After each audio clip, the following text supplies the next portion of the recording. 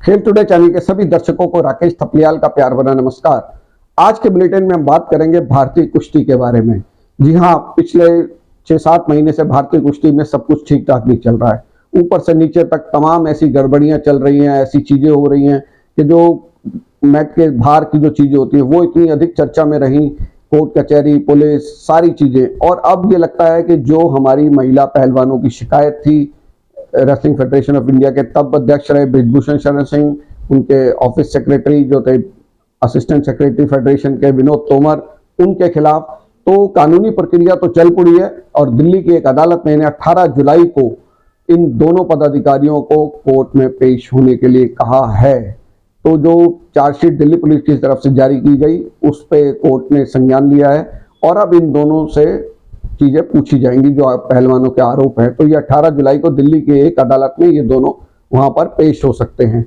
और लेकिन जो कानूनी प्रक्रिया तो देखिए चल पड़ी, जो पहलवानों की शिकायत थी, जनवरी से धरने पे बैठे, लेकिन जो असल कुश्ती की लड़ाई थी वो दंगल अभी भी जारी है। और ये दंगल भारतीय ओलंपिक संघ की जो बिल्डिंग है उसके कमरों से, फाइलों से होता हुआ थाईलैंड बैंकॉक पहुंच गया।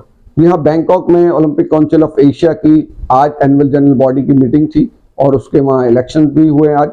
और वहीं पर यह फैसला होना था कि जो पहलवानों की डिमांड थी, जो धरने पर बैठे हुए पहलवान जैसे बजरंग पूनिया हैं, साक्षी मलिक हैं, विनेश फोगाट हैं, सत्यव्रत कादियान हैं, संगीता फोगाट हैं, तो ये सब जो चीजें थी, इनकी जो डिमांड है वो ये थी कि भाई हम इतने दिनों धरने पे बैठे रहे तो हमें अभ्यास का पर्याप्त मौका नहीं मिल पाया। तो जो एशियाई खेल होने हैं सितंबर अक्टूबर में, उसके लिए जो लास्ट डेट थी उसको बढ़ाया जाए और हमारी जो ट्रायल है वो अगस्त के महीने में ली जाए। जबकि देखिए कि ओलंपिक काउंसिल ऑफ एशिया ने एक हफ्ते की डेट बढ़ाई भी और उसके बाद 23 जुलाई ये तय हुई कि भाई ये आखिरी डेट है एशियाई खेलों के लिए, जो भी खिलाड़ियों के नाम आपको देने हैं बाई नेम वो आपको ये देने होंगे। तो इसको लेकर बड़ी उहापोह की स्थिति है। जो एडॉक कमेटी बनाई है भारतीय ओलंपिक संघ ने रेसलिंग फेडरेशन ऑफ इंडिया के डे टू डे अफेयर्स को देखने के लिए, उसके अध्यक्ष जो भूपेंद्र सिंह बाजवा हैं और उनके साथ जो कोचेस लगे हुए हैं, उन सब ने मिलकर इनकी ट्रायल का एक शेड्यूल भी ये तैयार करते हैं। लेकिन पहलवान कुछ उससे अलग बोलने लगते हैं और जो पहलवान इस समय राष्ट्रीय कैंपों के अंदर अभ्यास कर रहे हैं उनका कहना है कि ट्रायल में इनको भाई छूट नहीं मिलनी चाहिए, ये खाली एक कुश्ती ना लड़ें, हमारी तरह इनको पूरी ट्रायल में शिरकत करनी चाहिए। और उनके पक्ष विपक्ष में जो पूर्व पहलवान वो सब भी खड़े हो रहे हैं, कोई इनके पक्ष में बोल रहा है, कोई उनके पक्ष में बोल रहा है।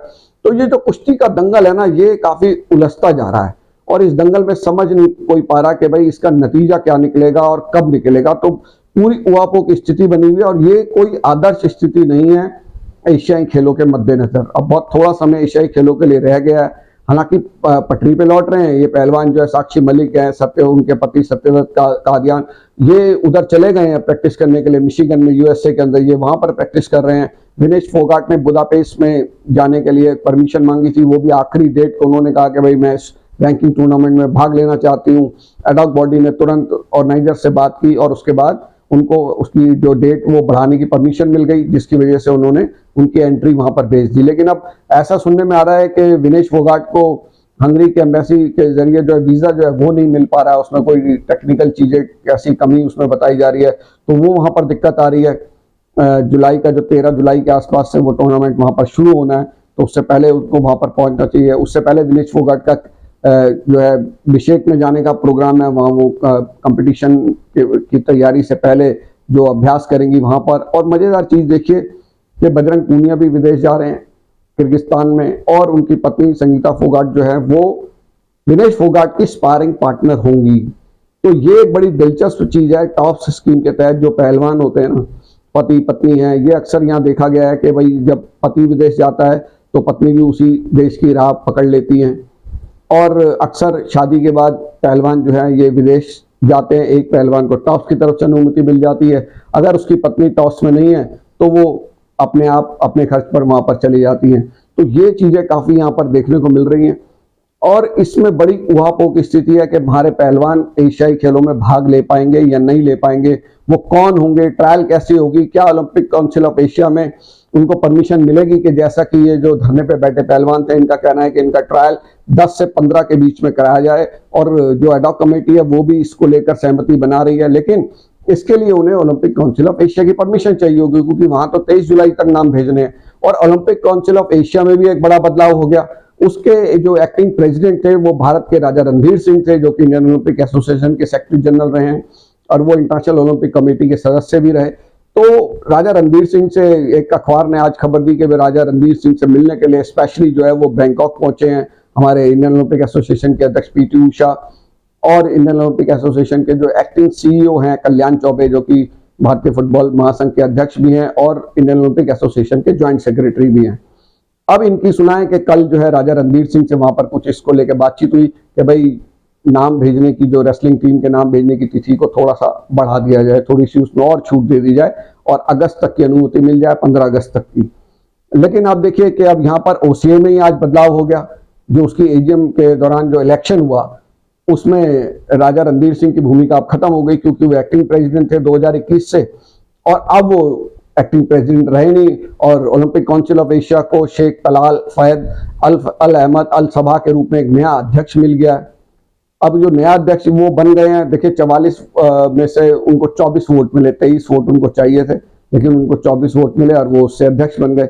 अब जो होगा, जितनी भी नेगोशिएशन आज तक हुई होंगी मुझे लगता है भारतीय ओलंपिक संघ की, अब उन्हें जो है नए अध्यक्ष के साथ वो नेगोशिएशन पहुंचानी पड़ेगी उन तक। उनकी क्या सोच है ये देखना पड़ेगा कि शेख तलाल जो है उनकी क्या सोच इसमें है कि भाई तिथि बढ़ानी चाहिए या नहीं बढ़ानी चाहिए। तो इसे लेकर बड़ी उहापों की स्थिति है, जो कि कब साफ होगी ये कुछ भी कहना मुश्किल है।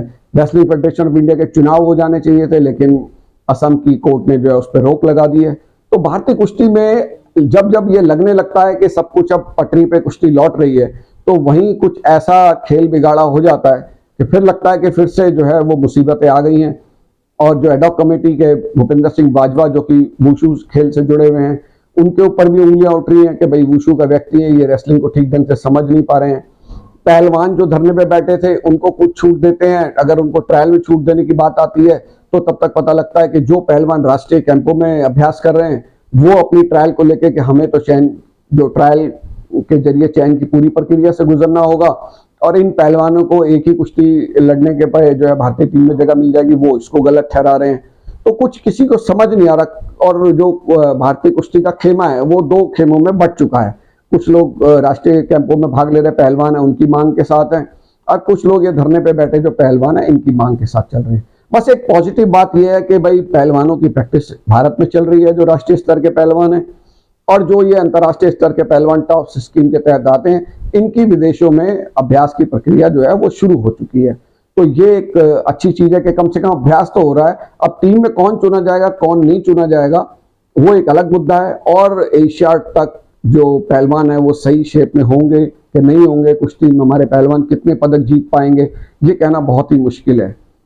तो कुल मिला के ये कि भारतीय कुश्ती में जो दंगल चल रहा है वो मैट पे नहीं है, वो मिट्टी के अखाड़ों में नहीं, वो बल्कि इंडियन ओलंपिक एसोसिएशन की बिल्डिंग दिल्ली में और ओलंपिक काउंसिल ऑफ एशिया की जो बैंकॉक में आज बैठक चल रही है वहां पर दोनों में सिमटा हुआ है। ओलंपिक काउंसिल ऑफ एशिया से क्या संदेश आएगा, किस चीज की अनुमति मिलेगी, क्या ट्रायल की डेट बढ़ाने की अनुमति वहां से दी जाएगी, क्या वो उस डेट को देंगे कि एशिया के लिए रेसलिंग टीम की एंट्री भेजने के लिए 15 अगस्त तक का टाइम देंगे या नहीं देंगे, और अगर ओलंपिक काउंसिल ऑफ एशिया नहीं देती है, वो वक्त नहीं बढ़ाती है, तो क्या 23 जुलाई तक की ट्रायल के लिए हमारे ये पहलवान तैयार होंगे। निश्चित रूप से ये पहलवान तैयार नहीं है, क्योंकि अभ्यास तो जहां तक है ही है, और उसके बाद ये लोग तो अभी विदेश में चले गए अभ्यास करने के लिए।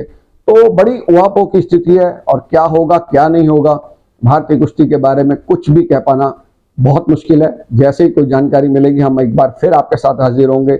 हमारे इस बुलेटिन को देखने के लिए आप सभी का बहुत बहुत शुक्रिया, आभार। इसी तरह से आप अपना प्यार हमें देते रहिए और हम आपको खेलों से जुड़ी हुई बेहतरीन से बेहतरीन जानकारी देते रहेंगे। बहुत बहुत धन्यवाद।